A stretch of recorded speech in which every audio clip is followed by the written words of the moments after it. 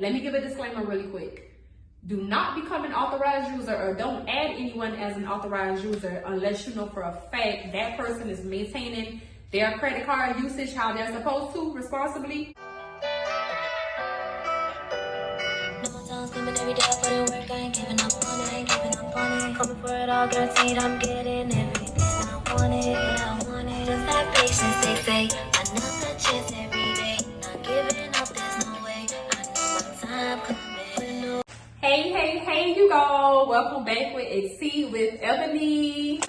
I'm back, y'all. I have a few updates, but today's video will be about credit tips. So let's talk credit. Let me give you a few information that I know for a fact will help you, okay? As you can see, I've been working. I've been working all morning. I've been working, getting some letters together. So give me just a couple of seconds to clean this up really quick. That way, right after this, I can go ahead and mail them out. But as y'all can see, your girl be working. Take a look. Let's take a look. Your girl be working. Your girl be working. So give me 1 second. Let's clean this up. I'll be right back.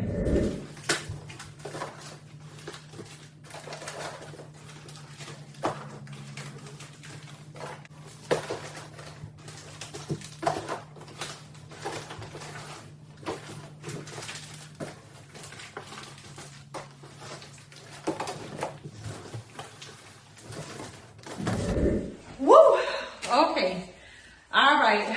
Now that that's out the way, let's go ahead and get into it. So first, I want to update you guys. So ever since the last time we spoke, I've had some things occur. As you can see, I changed my hairstyle. I hope you guys like it. I did do a self-care day, so that will be sure to be coming to you guys very soon. I'm still working on that for you, but I did take you guys along with me for my self-care day. So once that's up and loaded, I hope you love it. But in the meantime, I want you guys to let me know, comment down below. Let me know what's your definition of a self-care day. What would you do to pamper yourself?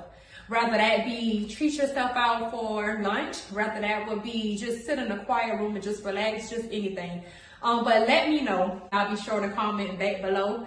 So as you guys can see, I have a whole nother look going on and I love it. I hope you guys love it too. By Miss TK. Miss TK have done this, and this is gonna be my go-to. This is my go-to. I hope you guys love it. And I'll also insert a clip of me actually getting everything done. Me driving up to the TK Loft and just letting her work her magic.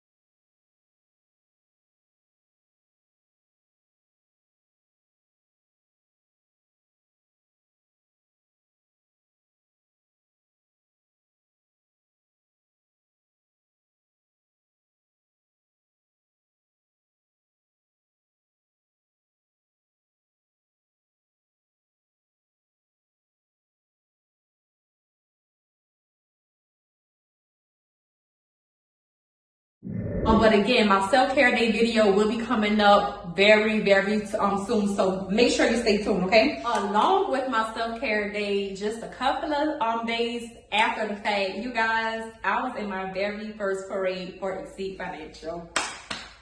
I was in my very first parade, the MLK parade to be exact, and it was a wonderful experience. It was, it was so wonderful. I thought I would be nervous. And I wasn't sure. I wasn't just seeing everybody, just getting the love from everybody. I'm waving. I'm just giving them energy. They giving the energy back. It was just, it was beyond amazing. It was beyond amazing. So I would definitely be in a parade again. I'm so proud. Just a really exciting moment. I'll also include some clips of that as well. So you guys, let's check it out. Check out your girl. All right, y'all. So now that we have got caught up a little bit, again, today's video will be about credit tips.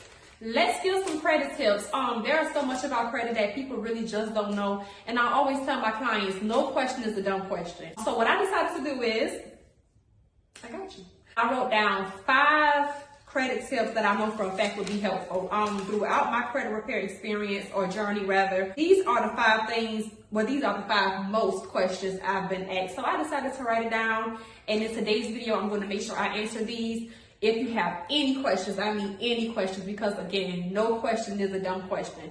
If you have any question, make sure you comment below. I'll be sure to get back with you as soon as possible. I'll comment right back, okay? Because you have to realize your question may be a question that someone else have, but just too scared to ask. And in today's world, in today's society, credit is everything. It's all about credit. It's all about financial freedom.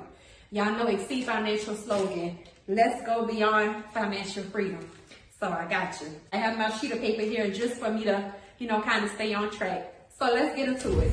Number one will be knowing the difference between your FICO score and your Vantage score. You have 2 different scores. You have your Vantage score and you have your FICO score. So with that being said, a good way I like to kind of put it is, while formulating the Vantage score, there are certain things that's taken into consideration, whether that's making payments on time, whether your payment history, of course, whether that's inquiries versus your FICO score. They may formulate it differently as of charge-offs or maybe even late payments. And that's what formulates your FICO score. You see what I'm saying? So while the Vantage score is formulated differently, so as the FICO score. So that's why the 2 is always different. Your FICO score and your Vantage score will always be slightly different. But just a disclaimer, it shouldn't be too much off. So I would say anywhere between a good maybe 10, 15 points off. That's more than normal. But keep in mind, the thing about credit, you have to know there is a difference between your FICO score and your Vantage score. And I'm going to also cover back on that subject. Okay, so y'all make sure y'all remember that. You have your Vantage score and you have your what? Your FICO score. So make sure you keep that in mind, okay? So let's move along. Number 2, we have credit mixture. Credit mixture plays a huge role in your credit score, your overall credit report.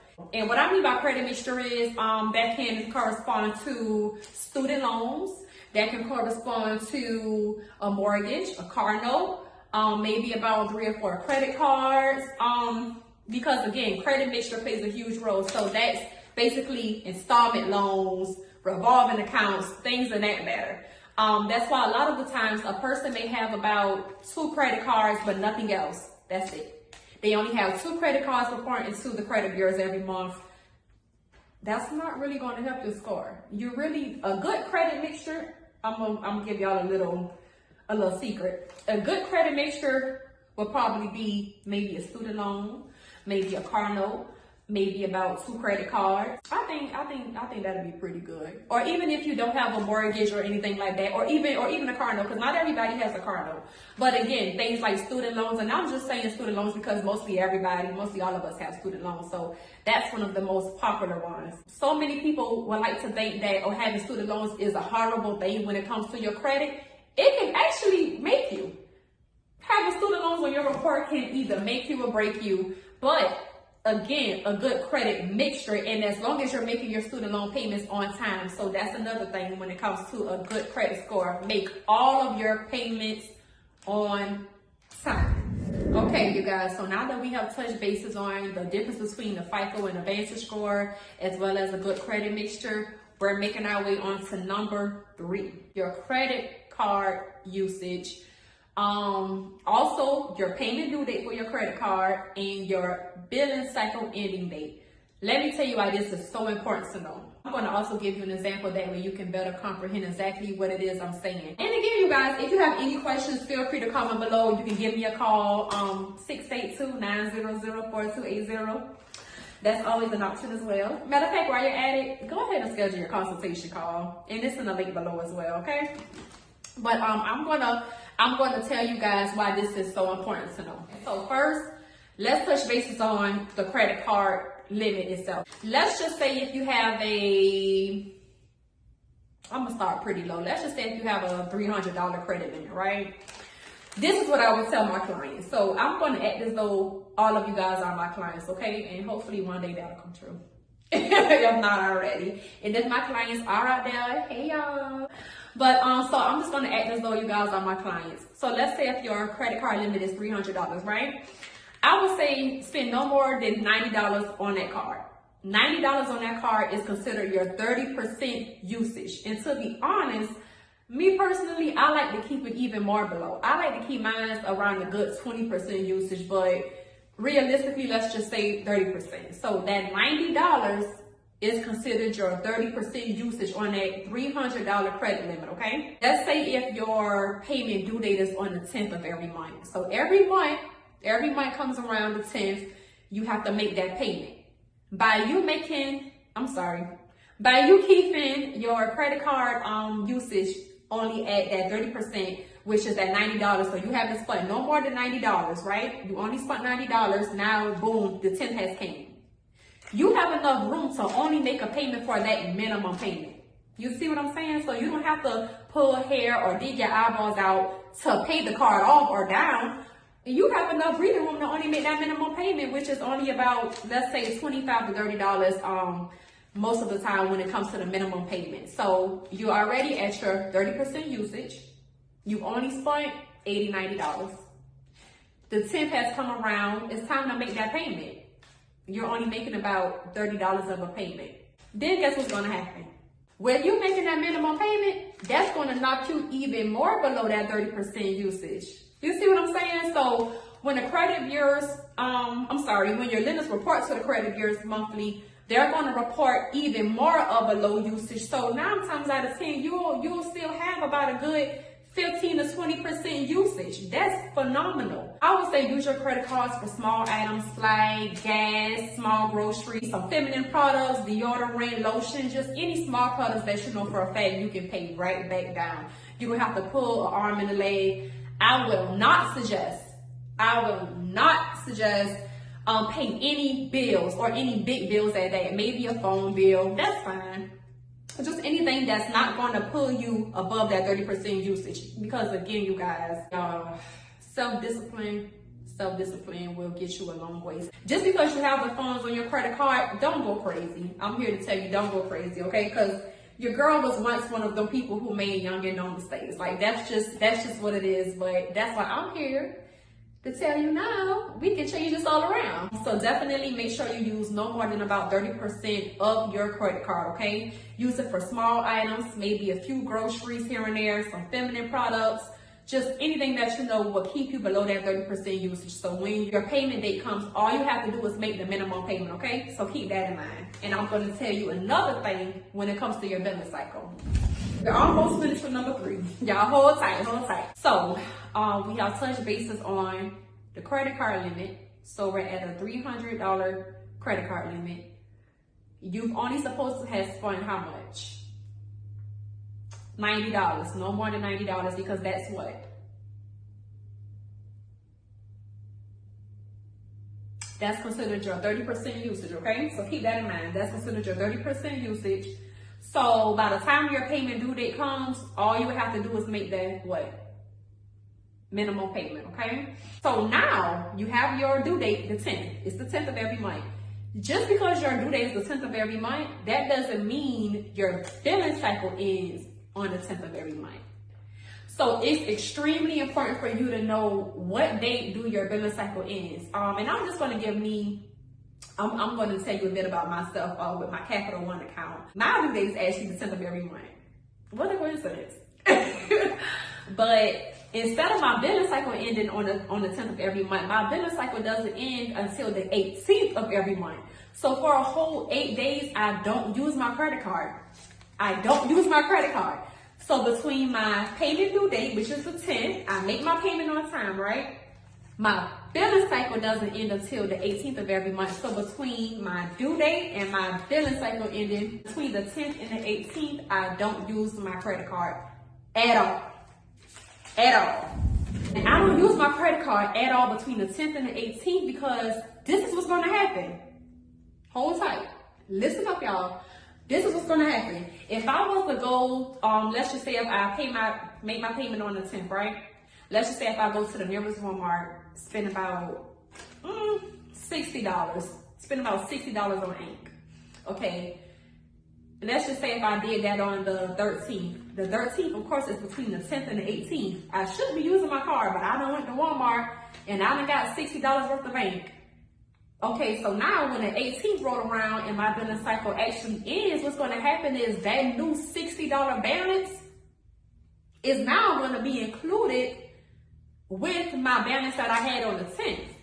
So instead of me being at that 30% mark or even below, that new $60 balance will be included. You see what I'm saying? Because I done went and I done used my card too early. My billing cycle is still going on. So with that being said, while I'm using my card, whatever I purchase my card with, whatever I use to purchase my card with, that new balance will be reported on the 18th because the 18th hasn't came yet. If you guys have any questions about that, because I know that was a lot of information.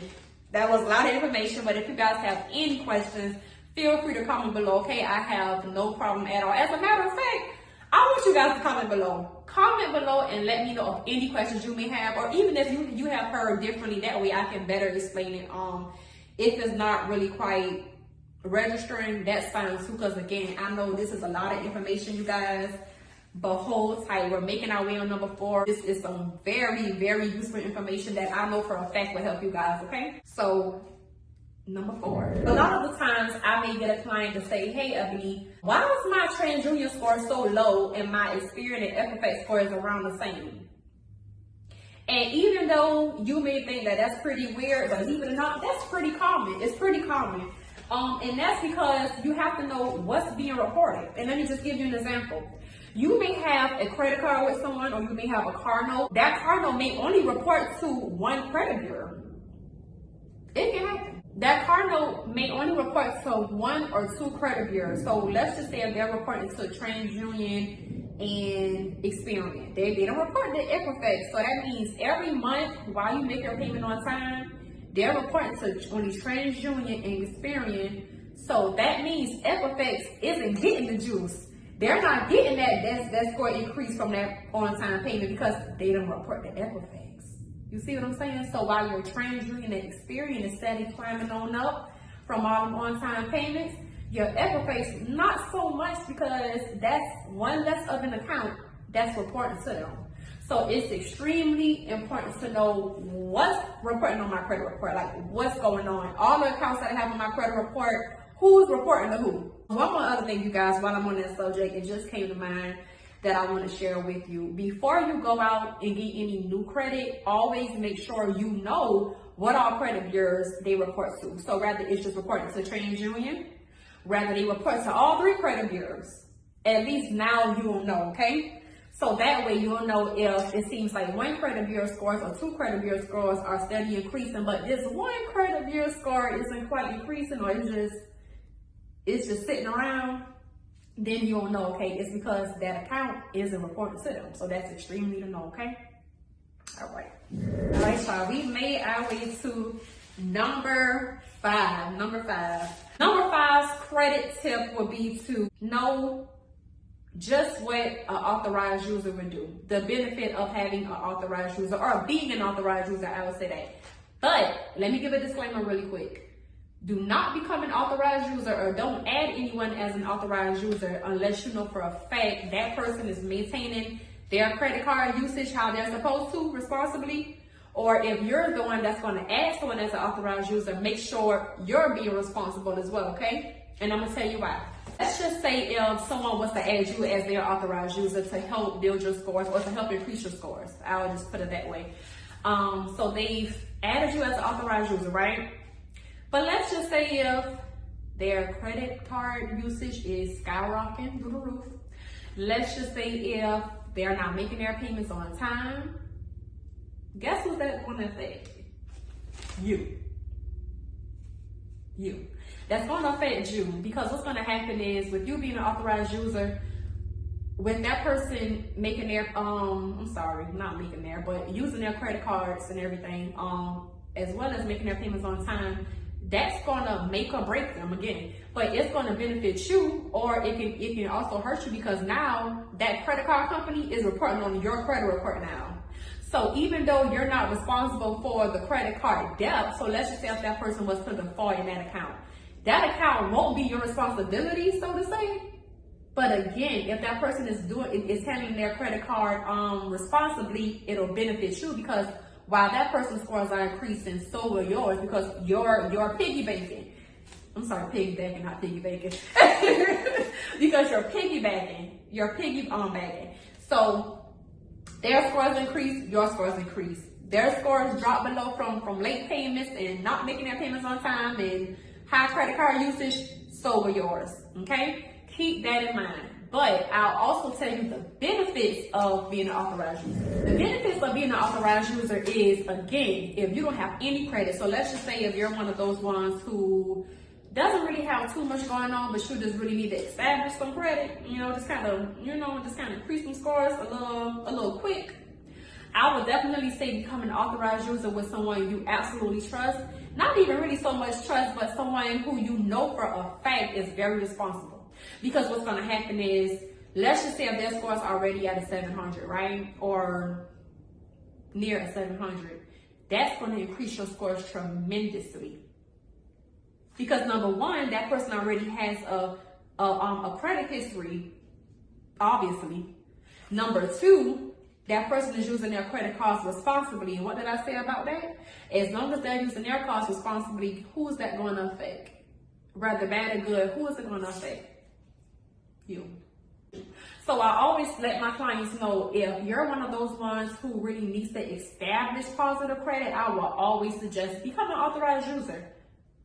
But make sure you know for a fact that person is using their cards responsibly, okay? So let's just not go off of the fact that, oh, it's my wife, it's my husband, it's my mother, it's my sister. Because wife, husband, mother, so they probably not using it responsibly. So you'll know, but just make that decision very thoroughly, okay? But becoming an authorized user, or even if you're someone who has a daughter or a son, or just anyone who you know for a fact needs to establish positive credit, but they don't really know what to do next, and you already have pretty good credit, add them as an authorized user. So that'll help them tremendously. Add them as an authorized user.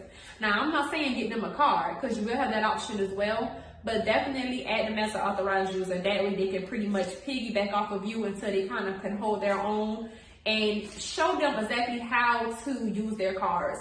Better yet, show them this video. So thank you for holding tight. That has been 5 of my credit tips so far. I'll be sure to get back with you guys really soon of some more credit tips. Again, make sure you comment below. Feel free, okay? Always feel free to comment below. I'll be sure to get back with you guys. But there's a quick disclaimer I wanted to give while we're on this subject, okay? To kind of lead me out. A lot of people may think that Credit Karma is not your real scores. I get that a lot. But you know what? I'm not surprised, because again, what you don't know, you just don't know, right? But a lot of people may think that Credit Karma doesn't give you your actual scores. But remember, let's back it up to number 1. So credit tip number 1, what did I tell you guys? You have your Vantage score and you have your FICO score, right? So with that being said, Credit Karma does give you your real scores. The scores you see on Credit Karma, that TransUnion and Equifax, those are your scores. The only thing is, those are your Vantage scores. So that's what people probably kind of get a little mixed up at, is, oh, if I'm a member of TransUnion or Equifax or even Experience website, I'm seeing something different. Yeah, you're going to see something different, because those 3, they give your FICO scores. And remember, like I told you guys in credit tip number 1, your Vantage and your FICO scores will always be different. It'll always be different, because why? They're formulated differently. So what they may put into building up a FICO score, they may not put into building up a Vantage score. Okay? All right, you guys? So the scores you see on Credit Karma, they are your scores. They are your scores. They're just your what? Vantage scores, okay? But I'm gonna give you guys a website that you can go on to see your FICO scores, to see all of your FICO scores at that. And that's myfico.com. It's myfico, myfico.com. MyFICO will give you all of your FICO scores. Your oh y'all, it's just a lot. It's a lot. They'll give you your FICO 8 scores, your auto scores, your mortgage scores, credit card scores. They'll give you all of your scores, okay? So you have your Credit Karma, which will give you your Vantage scores, or you can subscribe with Smart Credit, Identity IQ. Those are your Vantage scores, but then you also have your FICO scores. And the sites that have your FICO scores are Experian, TransUnion, the main sites. Experian, TransUnion, Equifax, as well as myfico.com. If you subscribe with myfico.com, you'll see every FICO score, okay? And that way, let's just say if you was to go apply for some new credit, you will know for a fact what the lenders are looking at. Just depending on what FICO score they look at, because believe it or not, we have over 20-something credit scores. So depending on which FICO score they take into consideration, you'll already know, okay? All right, y'all. So that has been it. I thank y'all for staying tuned. I hope you really enjoyed the 5 tips and the extra that I decided to give you guys as well. I hope you guys enjoyed this video. Again, make sure you like, feel free to comment, make sure to subscribe. Just to stay tuned for other amazing videos I have coming for you guys. Trust me, I have some big things coming. And I want you guys to be there along the way, okay? But again, stay tuned for the self-care video that will be coming to you soon. That will actually be the next video. That way you can see, the full detailing of my hair, my lashes, my nails that I got done by Miss Shanae, my lashes by Miss Mo, I Fantasy Lash. But again, stay tuned, you guys. Thank you so much for watching it all the way to the end of this video. Again, make sure you subscribe to what? EXEED with Ebone. See you guys soon.